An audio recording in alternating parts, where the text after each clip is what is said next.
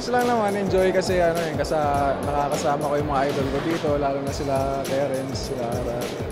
So masaya naman, masaya. Okay naman, na-opera na. So medyo